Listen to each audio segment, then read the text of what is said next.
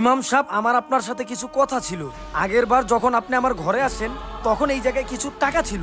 না না, আমি আপনাকে চোর অপবাদ দিচ্ছি না, আমি শুধু জিজ্ঞাসা করতেছি। কি হলো, আপনি কথা বলতেছেন না যে? তোরা না করছি না এ ব্যাপারে ওনার সাথে কোনো কথা বলতে? ইমাম সাহেব, আমি ওরই মাপ চাইতেছি, আপনি মাফ করে দেন। ওই জায়গায় যে কোরআন শরীফটা আছে ওইটা নিয়ে আসো।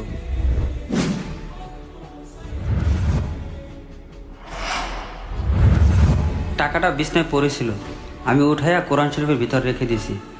আমি চিন্তা করছিলাম তোমরা তো প্রতিদিনই কোরআন শরীফ পড়বা আর টাকাটাও পেয়ে যাবা।